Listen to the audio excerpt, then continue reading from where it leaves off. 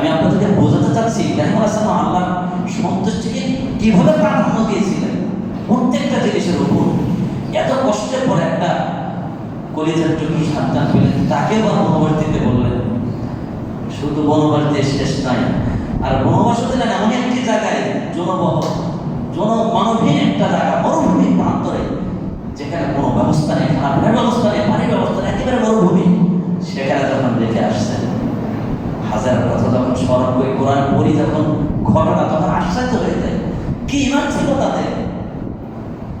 সারাদের একদম সেই ইমানের পরিচয় দিয়েছেন, জানেন বাদশার কাছে মুক্তি পান, আল্লাহ তাকে রক্ষা করেন। অনুরূপভাবে হাজারাকে যখন বনবাস দিচ্ছিলেন, মরুভূমিতে রেখে আসছিলেন, তখন হাজারা বারবার ইব্রাহিমকে ডাকছেন, ইব্রাহিম কি বাবা, আপনি আমাকে এমন একটা জায়গায় রেখে যাচ্ছেন, ব্যাপারটা কি? ইব্রাহিমকে বারবার পিছন থেকে ডাকছেন, ইব্রাহিম দেখে চলে আসছেন, কোনো কথা বলছেন। অবশেষে খালি হাজারা বললেন, আপনি একটা কথা বলেন যে আসলে কি আপনি নিজের থেকে রেখে যাচ্ছেন নাকি আল্লাহর অর্ডার? তখন ইব্রাহিম খালি একটা কথা, হ্যাঁ আল্লাহর অর্ডারে। তখনই হাজারা বলছেন যে আল্লাহ পাক আমাকে এখানে রেখে যেতে বলেছেন, ওই আল্লাহ আমার নিজেকে জন্য যথেষ্ট, আমাকে আল্লাহ এখানে মারবেন না। কি ইমানের চেতনা ছিল তাদের! ইব্রাহিমের কি ইমানের চেতনা! নিজের কলিজার টুকরাকে মরুভূমির মধ্যে সন্তানের এবং স্ত্রীকে রেখে চলে আসছেন। আর বিবির কি ইমান চিন্তা করেন! সেখানে যখনই শুনছে আল্লাহ রেখে যেতে বলছেন, তখনই বলছেন আলহামদুলিল্লাহ, আমাদের আর কোনো চিন্তা নেই, ওই আল্লাহ আমার খাবারের ব্যবস্থা করবেন। আল্লাহ এত খুশি হয়েছে। এই বিবি হাজারা ছাপা মারওয়াতে যখন একের পর এক চক্কর দিচ্ছিলেন, আল্লাহ এত খুশি হয়েছেন, সারা পৃথিবীর মানুষের জন্য কেমন পর্যন্ত এটাকে একটা ইবাদত হিসেবে গণ্য করে দিয়েছেন। আলহামদুলিল্লাহ। আজকে আমাদের মা বোনের যদি এরকম ইমানের চেতনায় উজ্জীবিত হতে পারতো, এরকম ইমানে বলিয়ান হতে পারতো, তাহলে এই সমস্ত মা বোনদের গর্ব থেকে ইনশাআল্লাহ ইসমাইলের মতো সন্তান পাওয়া যেত। দেখেন কি আশ্চর্য ঘটনা! একেতে শিশু বাচ্চাকে মরুভূমিতে রেখে আসবেন, এরপর যখনই একটু বড় হচ্ছেন, মাঝখানে মাঝে মধ্যে, তবে ইসমাইল আলাইহিস সালাম আগে এসে ইব্রাহিম আলাইহিস সালাম একটা দোয়া করেছিলেন আল্লাহর কাছে। আল্লাহ দোয়াটা কবুল করেছেন। আল্লাহ বলছেন, আল্লাহ তুমি আমার সন্তানকে দিদিকে এমন আজ রেখে গেলাম, তুমি তাদেরকে নিরাপদে রেখো, তাদেরকে সারার চেষ্টা করো, তৌফিক দান করো, তাদেরকে তুমি খাবারের ব্যবস্থা করো। এই যে দোয়া করেছিলেন, আল্লাহ পাক ইব্রাহিমের দোয়ার বদৌলতে ওই মক্কাতে পুরো ফসল একবারে ভরে দিয়েছিলেন। সারা পৃথিবীর মধ্যে সবটাতে মক্কাতে বেশি ফল হয়, আর আমাদের ওই মদিনার জন্য দোয়া করেছে। এদের দুই জায়গায় দেখেন বলে বল। ইব্রাহিম আলাইহিস সালাম যখন রেখে আসলেন, চিন্তা করেন এই হাজারায় শিশু বাচ্চাকে ওই জায়গায় একা একা জীবনযাপন করছিলেন। এরপর যখনই সন্তান একটু বড় হতো, তখনই আল্লাহ অর্ডার করলেন, তুমি তোমার প্রিয় বস্তুকে কোরবানি করো। আমি যেটা বুঝাতে চাচ্ছি, দেখেন আল্লাহ সন্তুষ্টিকে ইব্রাহিম আলাইহিস সালাম কিভাবে প্রাধান্য দিয়েছিলেন। আল্লাহর অর্ডার পাওয়া মাত্র সন্তানকে কোরবানির জন্য প্রস্তুত হয়ে গেলেন। আসলে কি বলবো, দেখেন আমাদের সমাজে একটা প্রবাদ আছে, বাপ কা বেটা বাপ কি করা আগার না হতো তোরা তোরা, যেমন বাপনার বাবা তেমন সন্তান, বাপ যেরকম সন্তান সেরকমই হয়। আসলে তাই দেখেন, বাপ নবী হিসাবে নিজের সন্তান কলেজের টুকরাকে কোরবানির জন্য প্রস্তুত হলেন। আর সন্তানও বাপের প্রস্তাবে বাপ যখনই বলেন যে বাবা আমি তো সব করে তোমাকে কোরবানি করি, তোমার মতামত বলো, তখন সন্তান বলছে আব্বা আপনি আপনার অর্ডারকে বাস্তবায়ন করে ইনশাআল্লাহ আমাকে ধৈর্যের অন্তর্ভুক্ত হবে। কি আশ্চর্য ঘটনা! বাপও যেরকম প্রস্তুত, সন্তানও প্রস্তুত জীবন দেওয়ার জন্য। আর সেই প্রস্তুতি উভয়ই যখন আত্মসমর্পণ করে ওয়াতাল্লাহুল জামি, ইব্রাহিম আলাইহিস সালাম তার সন্তানকে জবে করার জন্য প্রস্তুত করে কাজ করে শোয়াইছেন। কাজ করে যখন শোয়াইছেন, তখনই আল্লাহ বলছেন, তখন ইয়া ইব্রাহিম তুমি তো তোমার সবটাকে সত্য পরিণত করেছো। আল্লাহ খুশি হয়ে আসমান থেকে দুর্মা পাঠিয়েছিলেন। যেখানে এখানে যেটা চালিয়ে একটা কথা সমাজে চালু আছে, যেটা আব্দুল মুক্তাদির বলেছিল, আমি আপনাদেরকে কথা এই জন্যই টানলাম, দেখেন দুঃখজনক হলো সত্য। আসলে যত বড় আলেম হন না কেন, যদি চর্চা না থাকে, হকের চর্চা না থাকে, আপনার ভেতরে যদি হকের চেতনা না থাকে, আপনার মুখ দিয়ে সঠিক কথা বের হবে না। আর আপনার ভিতরে যদি লালন করেন যে দর্শক নিয়ে চলতে হবে, মানুষে কি বলবে, আবার যাতে বিস্তারিত ভেদনা তৈরি না হয়, তখন আপনার মুখ দিয়ে হক কথা বের হবে না। তখন মুখ রুচক কথা, মানুষের মন জয় করার কথা বের হবে মুখ দিয়ে। যেটা বলছিলাম, কষ্ট লাগে, আমরা আহলুল হাদিস সমাজের লোক, আমাদের প্রত্যেকটা কাজ হলে আমরা আগে দেখবো কোরআনে কি আছে, হাদিসে কি আছে, আল্লাহর হুকুম রাসূলের আদর্শ যদি না থাকে কোনো আহলে হাদিসের বাচ্চা সেটা করতে পারে। কিন্তু দুঃখজনক হলো সত্য। আপনাদেরকে কথাটা এই জন্যই টানলাম যে দেখেন ইব্রাহিম আলাইহিস সালাম তার সন্তানকে কোরবানি প্রস্তুত হলেন, আর আমরা একটা জানিয়ে কথা বলে দিচ্ছি যে ইব্রাহিম আলাইহিস সালাম সন্তানকে ছুরি কিন্তু চালান নাই, শোয়াইছেন, তখনই আল্লাহ ওহীতে বলেন যে এটা তুমি সত্য পরিণত করেছো, স্বপ্নকে সত্য পরিণত করেছো। আল্লাহ দুর্বল দিয়েছেন, গলায় ছুরি চালিয়েছেন বলে যে কথাটা মিথ্যা কথা।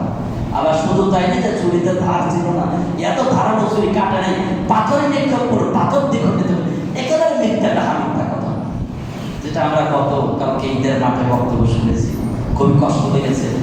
আমাদের কেন্দ্রীয় মাঠ, এখান থেকে যদি জাল হাদিসের প্রচার হয় তাহলে হক কথা কোথেকে প্রচার হবে? আমি আপনাদেরকে যেটা বোঝাতে চাচ্ছিলাম, হকের চেতনা থাকতে হবে, কিন্তু হকের চেতনা না থেকে আপনাদের হক কথা বের হবে না। আর একটা কথা বলে রাখি, ঈদগাহ সালাত এটা সুন্নাত, সুন্নাতে মুআক্কাদা, এটা কখনো ওয়াজিব সালাত নয়।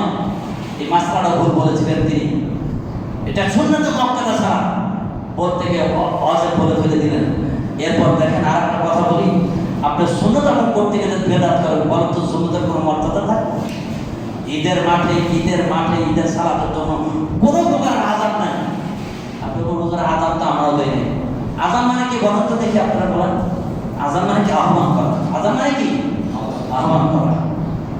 আমাদের ঈদগাহ মাঠের সালাতের জন্য আগে যে মাইকিং হয়েছে না, অমুক সভাপতি অমুক সেক্রেটারির নির্দেশে আহলে হাদিস কেন্দ্রীয় মাঠের সালাত হবে এতটাই, যদি না হয় ওনাদের নির্দেশে স্ব-স্ব এলাকার মসজিদে জামাত হবে। কেন আপনাকে মাইকিং করতে বলবেন? এটা চাহিদা, এটা সামাজিক চাহিদা, এটা বিদআত, এটা ইসলামে নয়। আমরা আহলে হাদিস এই অসচেতন আহলে হাদিস থাকার কারণে আজকে সমাজ থেকে বিদআত তোলা যাচ্ছে না। যদি আহলে মার্কাজ থেকে কেন্দ্র থেকে যদি এরকম বিদআত হয়, আপনি হক থেকে নেবেন। আমি যখন একটা হকের কথা বলি আপনাদের দিন, আপনারা তো হুজুর মার্কাজ আমাদের কেন্দ্র চলার আপনি বলেন, সেটা রাখবেন। ইসলামের মাপকাঠি কোরআন সুন্নাহ কোনো মার্কাজ নয়। মার্কাজ যদি বেদাত, এমনকি আমিরও যদি বেদাত করে, বেদাতে আমিরের ওই বেদাতি কথা আপনাকে নিতে হবে না, ওটা বিরোধিতা করার সুন্নাহ, ওটার আনুগত্য নেই, বেদাতি কেতার আনুগত্য নেই। আপনারা জানেন আল্লাহ পাক বলছেন তোমরা তোমার বাবা মার আনুগত্য করো। ওই বলছেন যদি তোমাদেরকে শিরকের কথা বলে, ইসলাম বিরোধী কথা, আনুগত্যের কথা বলো, তখন আনুগত্য নাই। পিতা মাতারও বিরোধিতা করা যায় যদি শিরক বিরোধী কথা হয়।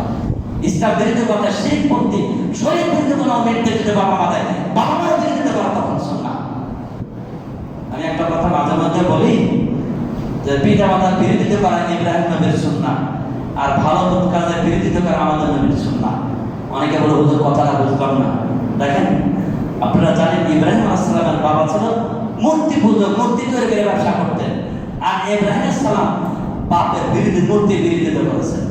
তার মানে বাপ যদি ইসলাম বিরোধী কাজ করে, এরা তো বাপের বিরোধিতা করে কাজ না, এটা আমার সুন্নাহ।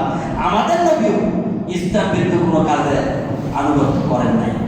এই জন্য আমার ভালো কাজের বিরুদ্ধে আমাদের নবীর সুন্নাহ মানে কি জানেন? যত ভালো কাজই হোক, সেই কাজটা যদি আল্লাহ রাসূল না করেন, ওটা যত ভালো কাজে যত বেশি কাজে হোক না কেন, সেটাও ইসলাম বিরোধী কাজ। এখানে একটা হাদিস মাঝে মধ্যে বলি যে বুখারী মুসলিমের হাদিসটা আপনারা জানেন। এরপরে যদি কথাটা কাছে বোঝানোর জন্য যে আল্লাহ নবী বলছেন যে তিনজন ব্যক্তি একদা রাসূল স্ত্রীদের কাছে এসেছিলেন, তারা বললেন যে আল্লাহ নবী স্ত্রীদেরকে বলেন, মা আপনারা বলেন তো দেখি আমাদের নবীর ইবাদত কেমন ছিল। তখন খুলে বললেন যে এতটুকু সালাত, সারাদিন 12 রাকাত নফল সুন্নাত পড়তেন, এরকম তাহাজ্জুদ পড়ছে, এই করছে। তখন ওই তিনজন ব্যক্তি বলছিল যে কি ব্যাপার, আল্লাহ নবী তিনি বেগুনাহ মাসুম, তার আগে বলে সব গুনাহ মাফ, তার জন্য এতটুকু ইবাদত যথেষ্ট ছিল। আমরা সাধারণ মানুষ, আমাদের গুনাহ বেশি হয়, অনেক গুনাহ করে ফেলে দিই, আমাদের জন্য যথেষ্ট না। তখন একজন কি বলেছিল যে আমি জীবনে কখনো সিয়াম ছাড়বো, সারাদিন সিয়াম রাখবো। আর একজন বলেছিল আমি জীবনে বিবাহ শাদী করবো না, কারণ বিবাহ শাদী করলে বিবাহ বাচ্চাকে ফেতনা হবে, ইবাদতে বিঘ্ন করবে। আর আরেকজন কি বলেছিলেন আমি সারা রাত খেলে ইবাদত করবো, ঘুমাবো না। আচ্ছা বলেন তো তিনজন কি খারাপ কথা বলেছিলেন? আরে তিনজনই তো ভালো কথা বলছেন, ইবাদতের কথা বলছেন। এই কথা বলে তারা তিনজন এই নিয়োগ করে বের চলে যাচ্ছে। তখন আল্লাহ নবী আসছেন, কি ব্যাপার? তখন আল্লাহ এই বলছিল তারাও এক তিনজন এদিকে আসো, কি ব্যাপার তোমরা কি এরকম বলছো? তখন জি আমরা বলছি। তখন আল্লাহ নবী কি ফতোয়া দিচ্ছেন দেখেন। আল্লাহ নবী বলছেন, দেখো নিশ্চয়ই আমি নবী আল্লাহকে সবচেয়ে বেশি ভয় করি। আমি নবী সিয়াম রাখি, আবার সিয়াম ছাড়ি। আমি নবী সালাত পড়ি, রাখতে আবার ঘুমাই। আমি বিবাহ করেছি, বিবাহ বাচ্চা চাই। অর্থাৎ জেনে রাখুন মান রাখি আম সুন্নতি ফালাইছে মেননি, যে ব্যক্তি আমার সুন্নতের মুখ বেশি আমার উন্মতের অন্তর্ভুক্ত নাই। এই তিনটা ভালো কাজ করার নিয়ত করে কিন্তু উম্মতের খাতা থেকে নাম কেটে যাচ্ছে। তার মানে বোঝাতে চাচ্ছি ভালো কাজ তখনই ভালো কাজে উদাহরণ হবে যখন সেটা আল্লাহর হুকুম রাসূলের আদর্শ মধ্যে হবে। আল্লাহর হুকুম রাসূলের আদর্শের বাইরে যত ভালো কাজে ওটাই আপনাদের জাহান্নামের কারণ হবে।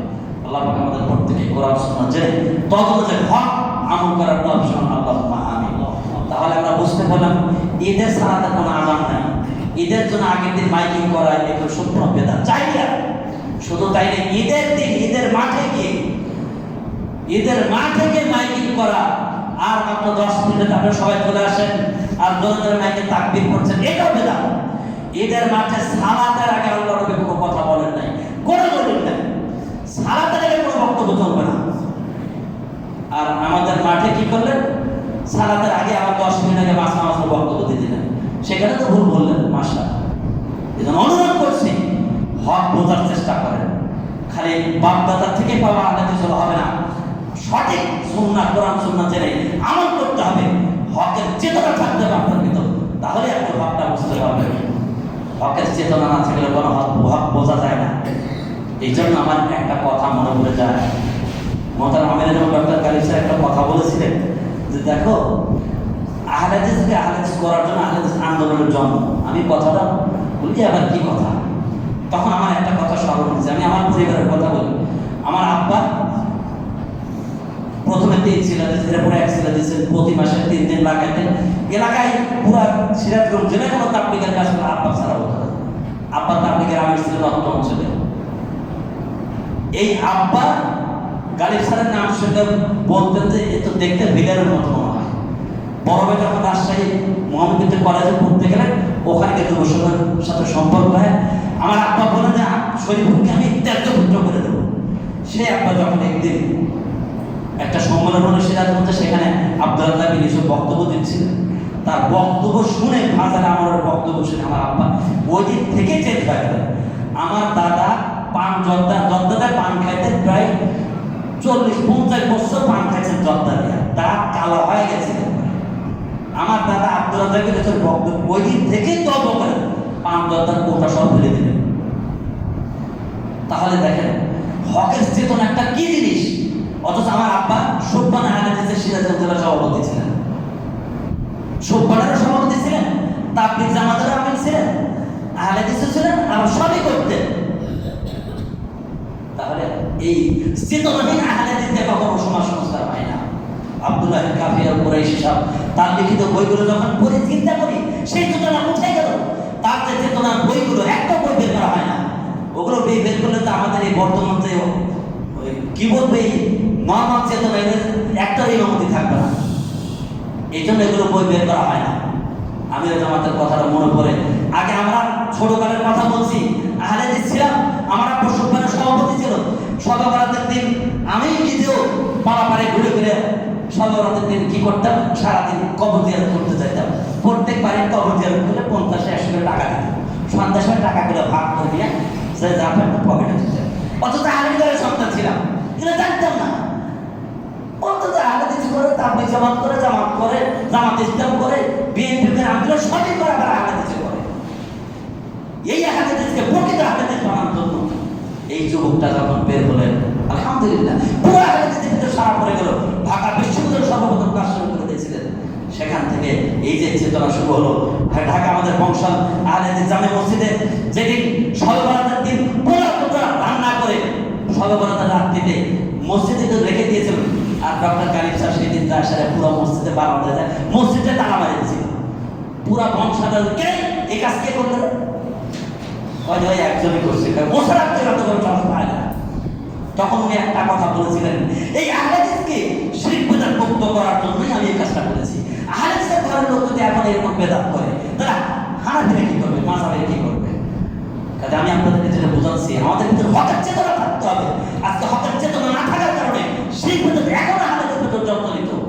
কখনো কোনো আহলে হাদিসের মাঠে সালাতের কোনো বক্তব্য আহলে হাদিসের মাঠে হতে পারে না। যদি দেয় এটা সে বেদাতি, এই আলেমকে সম্মান করা চলবে না। এরপর সালাতে বক্তব্য দিতে গিয়ে চালা দিন বললেন, টাকা দিন, নাউজুবিল্লাহ। এই জন্য আমি আমাদের আহলে হাদিসের যারা কমিটিতে আছেন, যারা দায়িত্বশীল আছেন, তাদেরকে অনুরোধ করবো যোগ্য খতিবদেরকে বাতিল করে দিয়ে এই বেদাত বিস্তৃত খতিবদেরকে কেন নিয়ে দিলেন? আল্লাহ পাক আমাদেরকে হক বোঝার তৌফিক, আল্লাহুম্মা আমিন। এরা নিজেদের সংস্কার জন্য কথাগুলো বললাম, মাথায় কারো বিরোধিতা করার জন্য। সংস্কার করতে হবে আমাদেরকে। আমরা যদি বেদাত করে তো হক কারা মানবে? অনেক লোক এসেছিল, তারা আমাকে রাস্তায় যায় ফোন দিচ্ছে, কোথায় গেলাম, কি করলেন, সবই তো ভুল কথা শুনে আসলাম। এই জন্য আমি কথাগুলো আপনাদেরকে স্মরণ করে দিলাম। এগুলো আল্লাহ দিচ্ছে মাঠে তুলুন, এগুলো সব বেদা থেকে এগুলো বর্জন করতে হবে। তাহলে ইব্রাহিম আলাইহিস সালাম আল্লাহ নিজের সন্তানকে কোরবানি করেছে, আর আমরা শুধু কি একটা পশু কোরবানি করেও সেই দিকে অর্জন করছি, আলহামদুলিল্লাহ। এই জন্য আসুন না, আমরা যে কোরবানিটা করবো একমাত্র কার জন্য? আল্লাহ সন্তুষ্টির জন্য। সাহাবায়ে কেরামরা আল্লাহ সন্তুষ্টিকে কিভাবে প্রাধান্য দিয়েছে আমি আপনাদের সামনে একটা ঘটনা তুলে ধরবো। যে দেখেন, বিশেষ সাহাবী সোহেব বিন সিনান রাদিয়াল্লাহু আনহু একটা ঘটনা, আল্লাহ পাক রব্বুল আলামিন তার শানে একটা আয়াত নাযিল করেছেন। আয়াতটাই খুতবা শুরুতে বলেছে, আল্লাহ পাক বলছেন, মুমিনান নাসি মাইয়াশরি নাফসাহু ইবতিগা মারদাতিল্লাহ। মানুষদের মধ্যে এমন কিছু মানুষ আছে যারা আল্লাহর সন্তুষ্টির জন্য নিজেকে উৎসর্গ করে দিয়েছে, নিজের জীবনকে পর্যন্ত উৎসর্গ করে দিয়েছে আল্লাহর সন্তুষ্টি অর্জন করার জন্য। এই সমস্ত লোকদের ব্যাপারে আল্লাহ পাক আল্লাহ রাউফুল বিল-ইবাদ, আল্লাহ তো তার বান্দাদের প্রতি স্নেহময়, স্নেহশীল, স্নেহপরায়ণ আল্লাহ পাক তার বান্দার প্রতি। এই জন্য আসুন, এই সাহাবীদের মধ্যে সোহেব বিন সিনান রাদিয়াল্লাহু আনহু, তার ক্ষেত্রে আল্লাহ পাক এই আয়াতটা অবতীর্ণ করলেন।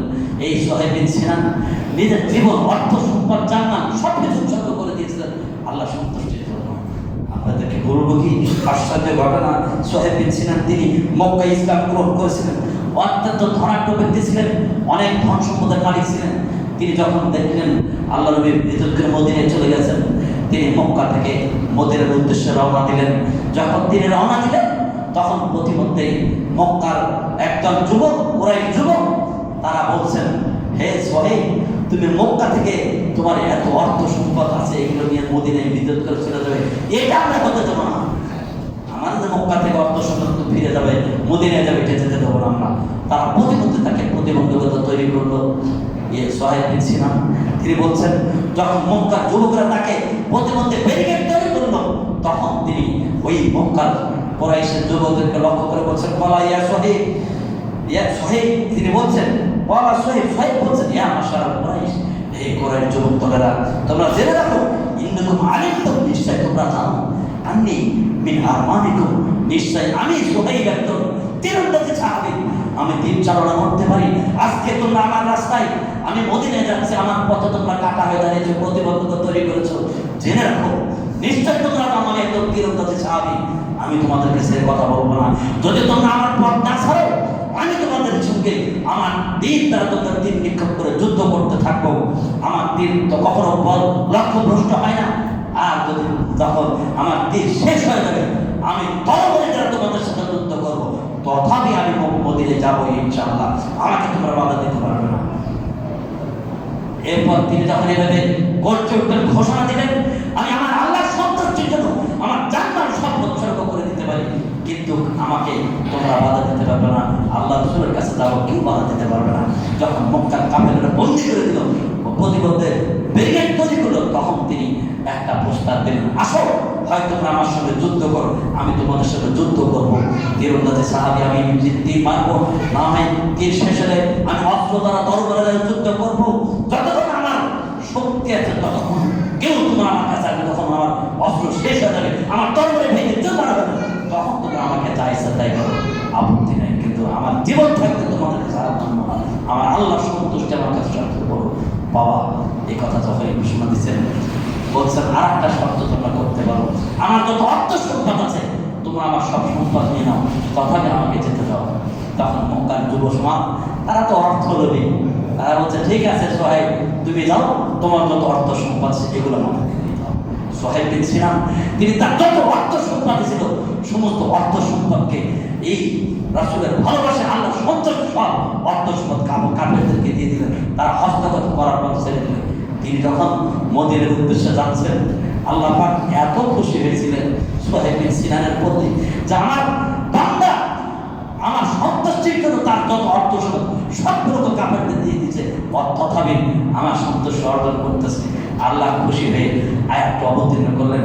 আল্লাহ নবী সাহাবী সুহাইব বিন সিনান যখন মদিনার উদ্দেশ্যে যাচ্ছিলেন, আল্লাহ নবী স্বয়ং নিজে আয়াতটা পাওয়ার পর হযরত ওমর রাদিয়াল্লাহু বলছেন, ওমর তুমি যাও একদল সাহাবীকে নিয়ে সুহাইব বিন সিনানকে তোমরা স্বাগত জানাতে দাও। আল্লাহ নবী সাহাবী ওমর ইবনে খাত্তাব রাদিয়াল্লাহু তিনি সাহাবীদের একটা বড় দলকে নিয়ে অভ্যর্থনা জানানোর জন্য তিনি হুররা নামক স্থান, মদিনা থেকে হুররা নামক একটা স্থান, মদিনা থেকে অদূরে একটু ভাগে, সেখানে গিয়ে একদল সাহাবীদেরকে নিয়ে এই সুহাইব বিন সিনানকে অভ্যর্থনা জানালেন। তখন সুহাইব বিন সিনান বলছেন, কি আশ্চর্য ব্যাপার, আপনারা এতগুলো সাহাবী আমাকে অভ্যর্থনা জানাতে এসেছেন, আশ্চর্য হয়ে গেল। তখন ওমর বলছে, হে সুহাইব, তুমি জানো না তুমি তো কত বড় একটা লাভবান ব্যবসা করেছো, তোমার ব্যবসার কারণে আল্লাহ পাক সব আল্লাহ নিজের তোমার কোন আয়াত অবতীর্ণ করেছে। তখন সুহাইব বিন সিনান বলছেন, আল্লাহ পাক আপনাদের ব্যবসা লাভজনক করুন। এই কথা বলার পর সুহাইব বিন সিনানকে তারা তখন অভ্যর্থনা জানিয়ে নিয়ে আসছিলেন। আসার পর আল্লাহ নবী স্বয়ং নিজে তাকে দেখার পর নিজে অভ্যর্থনা জানালেন। দেখেন, আমি আপনাদেরকে যেটা বোঝাতে চাচ্ছিলাম, আল্লাহর ভালোবাসি প্রাধান্য দিতে গিয়ে সাহাবায়ে কেরাম নিজের জানমাল সবকিছু উৎসর্গ করে দিয়েছেন। আর আমরা আল্লাহর সন্তুষ্টি অর্জন করার জন্য একটা কোরবানি করি, সেই কোরবানির কিছু বস্তু না তাও গরিবের জন্য দিতে চাই না। একটা খুব কষ্ট লেগেছে, সাহাবারা নিজের জানমাল দিয়ে দিয়েছে, ইব্রাহিম নিজের সন্তানকে কোরবানি করেছে, আর আমরা একটু বস্তু তাও দিতে পারি না।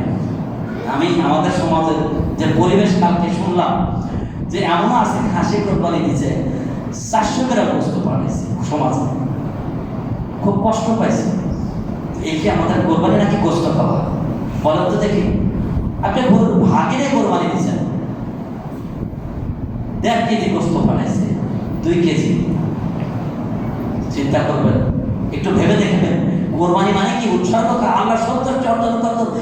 কোরবানি মানে ত্যাগ দিতে, আপনি মানুষকে দিলেন, এটাই বড় কথা।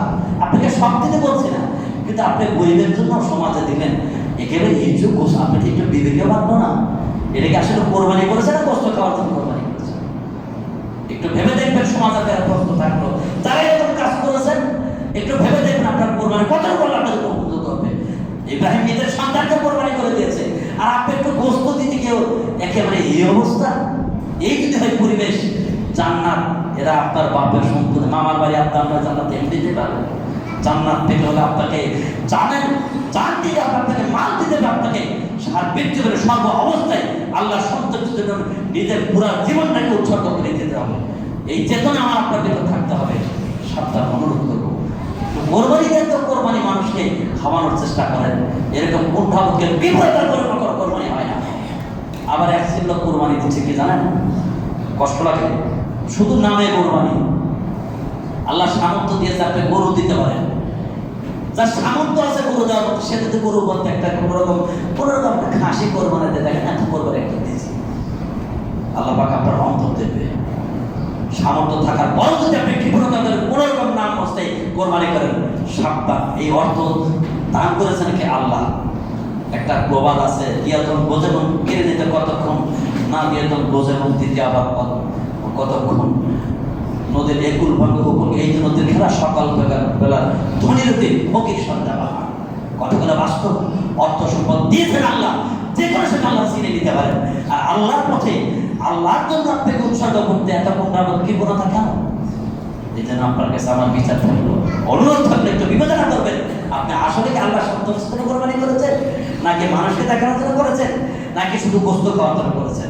যে জন্য করছেন সেভাবে আপনি ফল পাবেন। এই জন্য আল্লাহ পাক আমাদের সকলকে একমাত্র আল্লাহ সন্তুষ্টি অর্জন করার জন্যই কোরবানি করেন। তৌফিক সমান আল্লাহুম্মা আমিন। এরপর দ্বিতীয় পয়েন্ট আসি আমরা,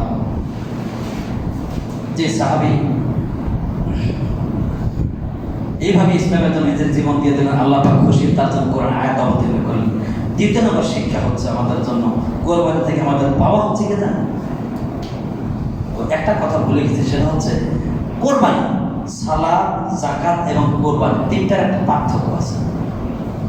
সালাত, যাকাত, কোরবানি, মনে রাখবেন তিনটার পরিভাষা। সালাত এবং যাকাত এই দুইটার প্রতিদান উচ্চ থাকে, এটা দেখা যায় না, দেখা যায়। সালাত বলে কি পাবেন, এটা আল্লাহ আখিরাতে দিবেন। যাকাত আদায় করলে কি মূল্য, কি মর্যাদা আল্লাহ দিবেন, এটাও দেখা যায় না, পরবর্তী পাবেন। কিন্তু কোরবানি এমন একটা ইবাদত, যেটা প্রকাশ্যে কিছু হলেও খাওয়া যায় না। তাহলে দেখেন যে জিনিসটার মর্যাদা এত বেশি, যে জিনিসটা এই যে সালাত, এটা এমনই একটা ইবাদত, যে ইবাদতটা ছাড়া কোনো ইবাদত আল্লাহর কাছে কবুল হয় না। সে সালাত আমরা পড়ি না। যাকাত সামর্থ্য আছে, যোগ্যতা আছে, যাকাত দেওয়ার সামর্থ্য কিন্তু যাকাত দেয় না। আর কোরবানি অনেকে কর্জ করে হলে কোরবানি কি বলে দেয় না। আচ্ছা, এদের কাছে আমার একটা প্রশ্ন, যার সামর্থ্য আছে, সালাত শক্তি সামর্থ্য আছে, সত্য মানুষ সালাত করেন না কিন্তু কোরবানি দিচ্ছেন। আপনার জাকাত দেওয়ার সামর্থ্য, জাকাত দেন না কিন্তু কোরবানি ঠিকই দিচ্ছেন। আচ্ছা বলেন তো, এই লোকটাকে আমার প্রশ্ন যে আল্লাহ যত জায়গায় করে সালাতের আয়াতটা বলছেন, প্রায় 82 জায়গায় বলছেন, সব জায়গায় সালাতের সাথে সাথে জাকাতের কথা বলছেন। যেখানে সালাত সেখানে জাকাতের কথা। তাহলে সালাত হচ্ছে ইবাদতের সর্বপ্রথম কাজ।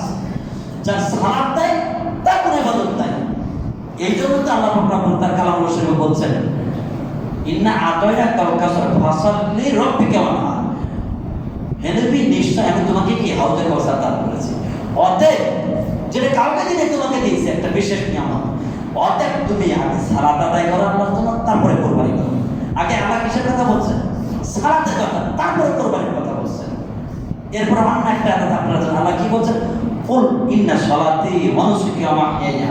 হে নবী, আপনি বলে দেন নিশ্চয় সালাত এটা কার জন্য? একমাত্র আল্লাহ। এরপরে কি বলছেন? কোরবানির কথা। আগে কিসের কথা বলছেন? সালাতের কথা, এরপরে কোরবানির কথা। তার মানে আল্লাহ বুঝাতে চাচ্ছেন বান্দা আগে সালাত তারপরে কোরবানি। যার সালাত দেয় তারপরে কোরবানি নেই। বেনামাজের কোরবানি বলতে কোরবানি কখনো কোরবানি হতে পারে না। যদি কোরবানি দেওয়া আল্লাহর উদ্দেশ্য আল্লাহর নৈকট্য অর্জনের জন্য হয়, আল্লাহর সন্তুষ্টি অর্জনের জন্য হয়ে থাকে, তাহলে সালাত কেন করে না? যার সালাত দেয় তার কোনো কোরবানি হতে পারে না। এই জন্যই বলি আগে সালাত আদায় করেন, তারপর কোরবানি দেন।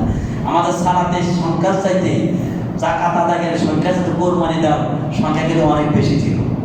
আপনারা না বুঝলেন, আমরা যাতে কোরবানি দিতে মাসলা জানি তো সমাজে দেখছি অনেকে যাকাত দেওয়ার মতো সামর্থ্য আছে, সালাত পরে না কিন্তু কোরবানি ঠিকই দিচ্ছে। এগুলো শয়তানি ছাড়া কিছু না, কোনো কাজ হবে না।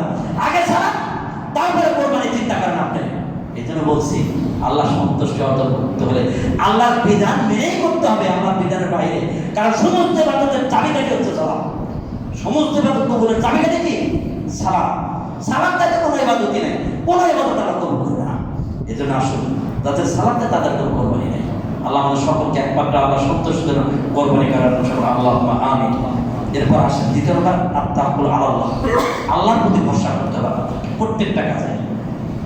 আল্লাহর প্রতি যদি ভরসা না করি তাহলে কোনো কাজেই আপনি সফলতা পাবেন না, পরিতৃপ্ত হতে পারবেন না। আল্লাহ পাক এই জন্য বলছেন, ওমাই ইয়াতাক্কাল আলাল্লাহ ফাহুয়া হাসবুহ।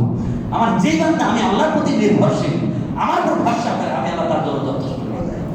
যত বড় বিপদ দেখা যায়, যে কোনো সমস্যা করে আপনি ভরসা করবেন কার উপর? আল্লাহর উপর। আল্লাহ আপনাকে ওখান থেকে উদ্ধার করবেন ইনশাআল্লাহ। আল্লাহ নিজে ঘোষণা করেছেন। এভাবে আপনাদেরকে দু একটি দিক নির্দেশনা দিয়ে তাহলে বুঝতে পারবেন যে দেখেন আল্লাহর প্রতি ভরসা করে আল্লাহ থেকে আপনাকে উদ্ধার করবেন। আল্লাহ তার জন্য যথেষ্ট। তার একটা প্রমাণ আপনারা জানেন, হযরত ইব্রাহিম আলাইহিস সালাম যখন তার সন্তানকে কোরবানি করার জন্য রওনা দিয়েছিলেন, হাজিরা হজে গেছেন, আপনারা 7টা করে পাথর মারেন না 3 জায়গায়? এই যে পাথর নিক্ষেপ করছেন, কেন করছেন তা কি জানেন? ইব্রাহিম আলাইহিস সালাম যখন ইসমাইলকে কোরবানি করার জন্য যাচ্ছিলেন, বাপ্পারা দুজনে তো রাজি, তো কে এখানে কাজী, তথাপি শয়তান তার অপচেষ্টা করেছে। শয়তান যেখানে যেখানে ধোঁকা দিয়েছে সেখানে ইব্রাহিম আলাইহিস সালাম 7টা করে পাথর নিক্ষেপ করেছিলেন। এই জন্যই আল্লাহ পাক এত খুশি হয়েছেন, এটা আমাদের জন্য একটা ইবাদতের মাধ্যম করে দিয়েছে। সেখানে আমাদের পাথর নিক্ষেপ করতে হয়। তাই আল্লাহ পাক এই জন্যই বলছেন যে যখন কোনো ব্যক্তি আল্লাহর প্রতি ভরসা করে তো আল্লাহ পাক রব্বুল আলামিন তার জন্য যথেষ্ট হয়ে যান এবং শয়তান কখনো তার উপর বিজয় লাভ করতে পারে না। দলিলটা শোনেন, আল্লাহ পাক বলছেন, ইন্নাহু লাইসা লাহু সুলতানুন আলাল লাযিনা আমানু ওয়া আলা রাব্বিহিম ইয়াতাওয়াক্কালুন। আল্লাহ পাক বলছেন, নিশ্চয় যে ব্যক্তি আল্লাহর প্রতি ঈমান এবং আল্লাহর প্রতি ভরসা করে তার উপর শয়তানের কোনো কর্তৃত্ব খাটে না। ইব্রাহিম আলাইহিস সালাম আল্লাহর প্রতি ভরসা করে ইসমাইলকে কোরবানি করার জন্য রওনা দিয়েছিলেন। শয়তান এত ধোঁকা দিয়েছে রাস্তায়, কিন্তু সে বোকা পাথর নিক্ষেপ পাথর খেয়ে সেখান থেকে পরাজিত হয়ে চলে গেছে, বিজয় লাভ করতে পারে নাই। এজন্য আসুন না, আমরা একমাত্র আল্লাহ সন্তুষ্টির জন্য কোরবানি করব, অন্য কোনো মানুষের সন্তুষ্টি মানুষ কি বললে দেখবো না। আল্লাহ পাক আমাদের সকলকে একমাত্র আল্লাহ সন্তুষ্টি করার জন্যই কোরবানি করার তৌফিক দান। আল্লাহ পদে ভরসা করে আপনি চেষ্টা করেন, আল্লাহ পদে সবটা সহজ করে দেবে ইনশাআল্লাহ। পক্ষান্তরে আল্লাহর উপর নির্ভর না করলে কি হয় তা জানেন? যদি মানুষ আল্লাহ প্রতি নির্ভরশীল না হয় তাহলে আল্লাহ পাক তাদেরকে পরাজয় বরণ করাবেন। তার একটা সরাসরি হাদিস থেকে একটা দলিল আপনাদেরকে দিয়ে দিচ্ছি। আপনারা জানেন হুনাইনের যুদ্ধের ঘটনা।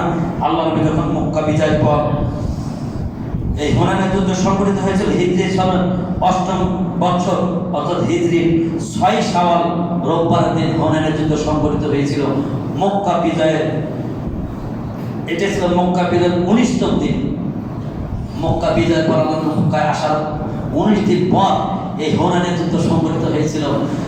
এখানে যেটা বলছিলাম, যদি আল্লাহর প্রতি ভরসা না করেন আল্লাহ পাক আপনাকে পরাভূত করবেন, আপনি বিজয় লাভ করতে পারবেন না। এই কথাটাই আপনাকে নিয়ে আসছি। আল্লাহ নবী দেখেন হুনাইনের যুদ্ধ যখন সংঘটিত হয় তখন মুসলমানরা অনেক সংখ্যায় বেশি ছিল। এমনকি মদিনায় থেকে সেই দিন যুদ্ধ করার জন্য এসেছিল ১০,০০০ সৈন্য। কয়জন? ১০,০০০ সৈন্য। আর মক্কায় থেকে হয়েছিল ২,০০০। মোট ১২,০০০ সৈন্য হুনাইনের যুদ্ধের জন্য বের হয়েছিলেন। তখন সাহাবীদের মধ্যে মনের ভিতরে একটা অহংকার তৈরি হয়েছিল, হাই আজকে তো আমাদের অনেক সৈন্য, ৩১৩ জনে বদর যুদ্ধে জয়লাভ করছি, আর আজকে আমরা শুধু ১২,০০০ সৈন্য। তাদের মনের ভিতরে একটা অনেক সৈন্য, ইনশাআল্লাহ আমরা জয়লাভ করবো। এই যে মনের ভিতরে একটা আত্ম অহংকার এসেছিল, আল্লাহ এটা মেনে নিতে পারে নাই। আল্লাহ পাক অন্তরে একটু অহংকার, এটা আল্লাহ বিশ্বাস আল্লাহ সহ্য করতে পারেন না। কারণ কি জানেন? অহংকার হচ্ছে আল্লাহর চাদর। যে অহংকার সে আল্লাহর চাদরে টানাটানি করে। এর আগে একটা ঘটনা গেছে, আপনারা জানেন ইব্রাহিম আলাইহিস সালাম মুসা আলাইহিস সালামকে জনগণ প্রশ্ন করেছিল যে মুসা আলাইহিস সালাম যখন বক্তব্য দিচ্ছিলেন, খুতবা দিচ্ছিলেন, চলন্ত অবস্থায় একজন জিজ্ঞেস করেছিলেন, হে নবী মুসা, আপনি বলেন বর্তমান পৃথিবীর সবচেয়ে জ্ঞানী ব্যক্তিকে। তখন মুসা আলাইহিস সালাম চিন্তা করছেন, যেহেতু আমি আল্লাহর নবী, আল্লাহ আমাকে ওহীর মাধ্যমে আমাকে জ্ঞান দিচ্ছেন, তার নিশ্চয়ই আমি একটু জ্ঞানী।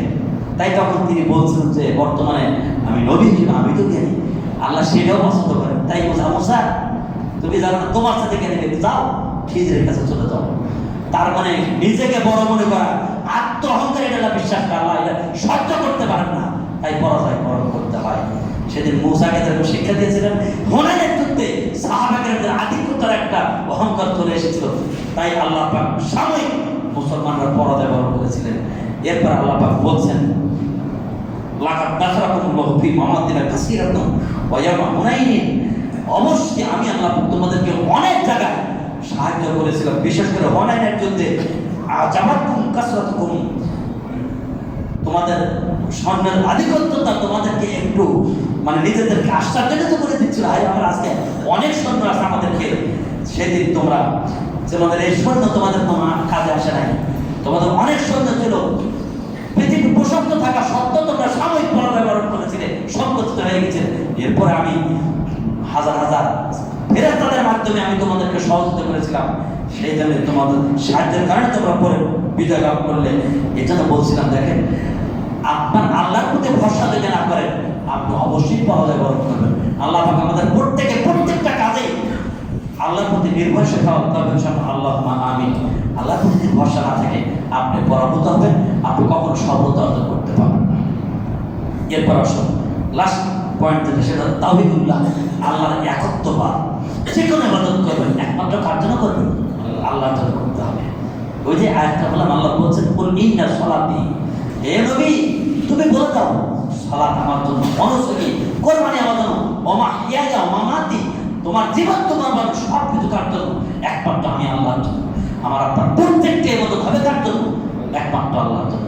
এখানে যদি মানুষকে সন্তুষ্ট করার একটু উদ্দেশ্য থাকে, দেশবার্তা সাবধান, আপনার ইবাদত অর্থাৎ ইবাদত হবে সেই মুক্ত একমাত্র আল্লাহ সন্তুষ্টি করার জন্য। আর একটি কথা আপনাদেরকে কোরেশন দিয়ে দেয়, সেটা হচ্ছে কি জানেন? প্রত্যেকটা ইবাদতের মধ্যে 3টা জিনিস থাকতে হবে। কয়টা জিনিস মনে রাখবেন? 3টা জিনিস থাকতে হবে। 1 নাম্বার, আল্লাহর প্রতি ভালোবাসা থাকতে হবে, মুহাব্বতুল্লাহ। আল্লাহর প্রতি কি থাকতে হবে? ভালোবাসা। তাহলে আপনি একটা ইবাদত করতে গিয়ে আন্তরিকতার সাথে আপনি মজা পাবেন, শান্তি পাবেন।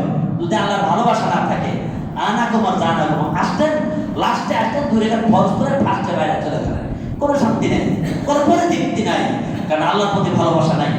ইবাদতের 3টা জিনিস। 1 নাম্বার কি? তিনটা জিনিস থাকতে, এক নাম্বার আল্লাহর প্রতি ভালোবাসা থাকতে হবে, দ্বিতীয় নাম্বার আল খাউফু মিনাল আযাব, আল্লাহর শাস্তির ভয় থাকতে হবে। ইবাদতে কি থাকতে হবে? আল্লাহর শাস্তির ভয় থাকতে হবে, তাহলে তো আপনি ইবাদতে মনোনিবেশ করতে পারবেন। শাস্তির যে ভয় না থাকে, ওই যে ভণ্ডপীরা কয় না, আল্লাহ তোমার জাহান্নামকে ভয় করি না, জান্নাতকে পরোয়া করি না, নবী আমাদেরকে পারবে, এরকম একটা গান আছে না, ভণ্ডপীরা বেজি না। আপনাকে ইবাদত করতে হবে আল্লাহর ভালোবাসা নিয়ে এবং জাহান্নামের শাস্তির ভয় থাকতে হবে আপনাকে। আর তৃতীয় নম্বর ওর জাযাউল্লাহ, আল্লাহর প্রতিদানের আশা থাকতে হবে।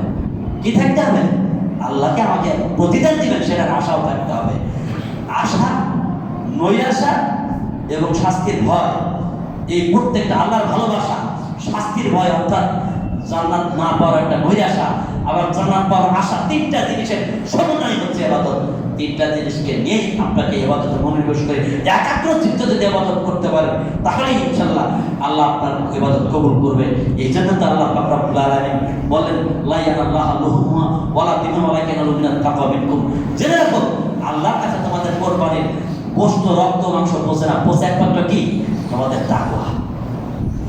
এই তাকওয়া যদি না থাকে, আল্লাহর কাছে তাকওয়াটাই বলছে। তাই তো আল্লাহ নবী হাদিসে বলছে, ইন্নাল্লাহা ইয়ানজুরু ইলা সুওয়ারিকুম ওয়া আমালিকুম ওয়ালাকিন ইয়ানজুরু ইলা কুলুবিকুম। আল্লাহ নবী ইন্নাল্লাহা লা ইয়ানজুরু ইলা সুওয়ারিকুম ওয়া আমালিকুম, নিশ্চয় আল্লাহ তাআলা তোমাদের অর্থ সম্পদ এবং সৌন্দর্যতা দেখেন না, ওয়ালাকিন ইয়ানজুরু ইলা কুলুবিকুম ওয়া আমালিকুম, আল্লাহ দেখেন শুধু তোমাদের অন্তর এবং তোমাদের আমলটা দেখেন।